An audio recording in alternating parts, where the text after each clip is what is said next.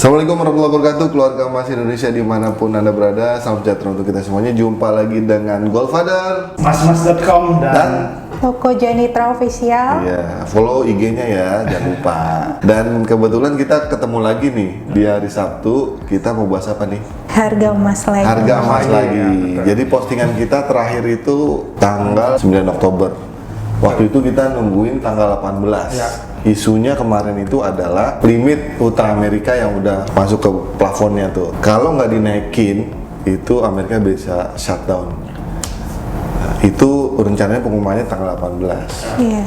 Tapi ternyata sebelumnya udah diumumin gitu. Ya.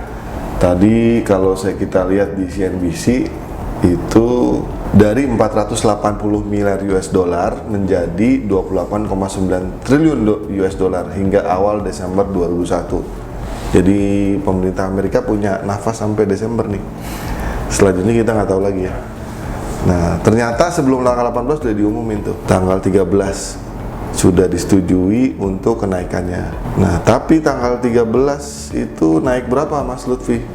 Mas, kita acuannya baik-baik antam nih ya. Ya. Tanggal 13 itu 12 ke 13. 12 ke 13, tanggal 13 itu di 805.000. 805.000, sebelumnya berapa? Tanggal 12 itu di 801.000. Naik 4.000. Nah, tanggal 14 14 langsung naik jadi 819. naik 14.000 naik ya? 12.000. 14.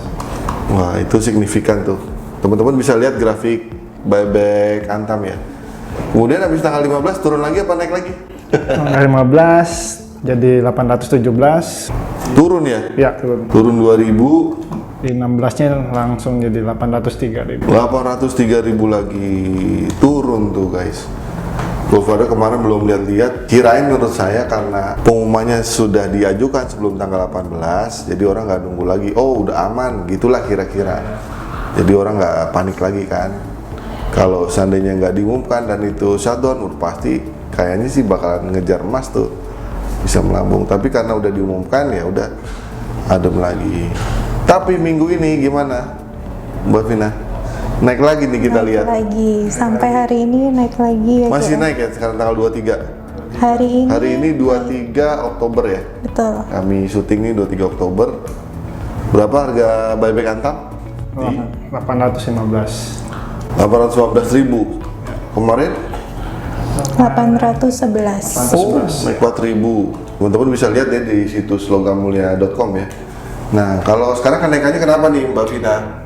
Kan isu plafon utang Amerika udah beres nih. Kalau kemarin sih lihat di suara.com yang ngutip dari CNBC itu ada kekhawatiran inflasi sehingga harga emas dunia naik lagi. Iya. Kalau ada kekhawatiran inflasi naik ya orang yang berburu emas lah gitu kira-kira. Gitu teman-teman. Jadi kalau kita bahas harga emas tiap bulan tuh kita bisa bahas sebenarnya.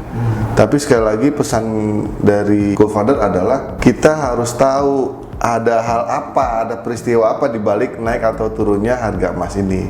Disitulah kita akan lebih memperkaya ilmu kita tentang faktor-faktor yang mempengaruhi harga emas. Di situ yang menarik, makanya kita bahas terus tuh. Kalau ke depan gimana nih? Masih ada isu tapering nih? Infonya November ya. November nih.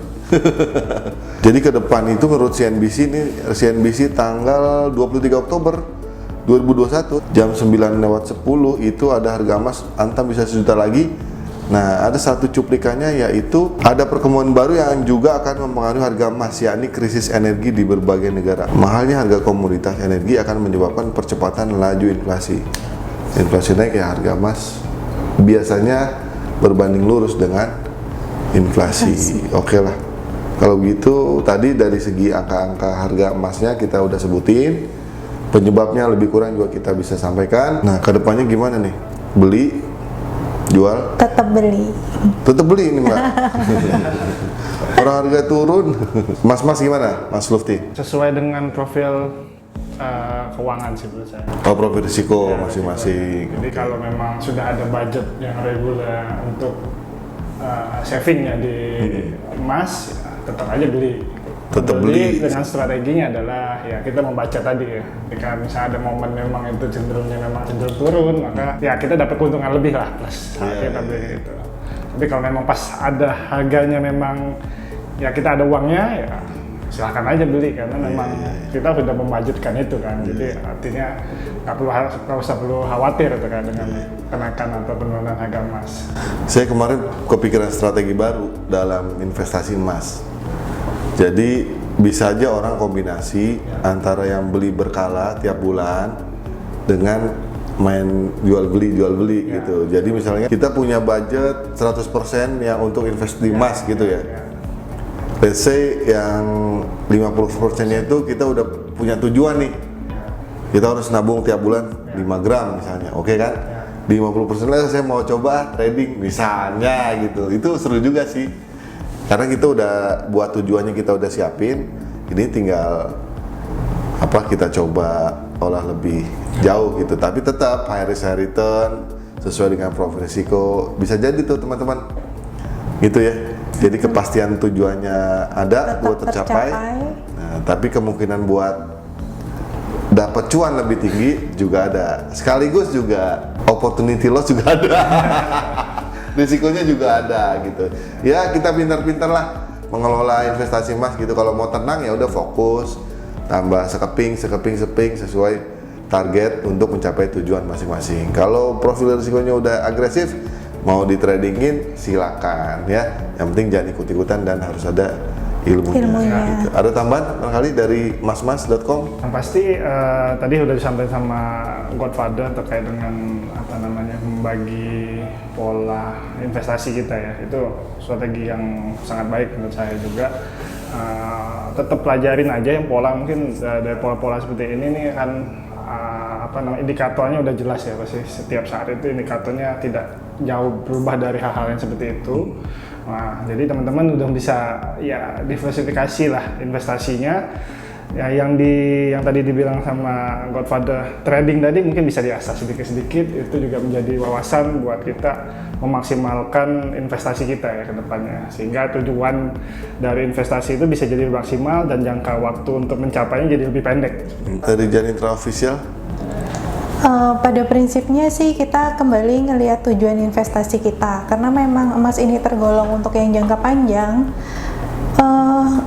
Naik turun harga harian, bulanan pasti ada, tapi yakinlah kalau kita memang sudah mempersiapkannya itu akan sangat jauh lebih baik daripada kita hanya menonton dan tujuan kita tidak akan tercapai. Jadi pada intinya kita tetap fokus, benar apa yang sudah kita lakukan saat ini tetap kita lakukan, tapi dengan menambah site baru atau usaha baru bisa jadi menghasilkan hasil yang berbeda juga. Oke, sip. Gitu dari kami semuanya, semoga bermanfaat. Sampai ketemu lagi di pembahasan berikutnya. Jangan lupa tambah sekeping lagi untuk menuju One Family, One Kilo for Better Indonesia. Dah, Assalamualaikum. Gudakemas.com, tambah sekeping lagi.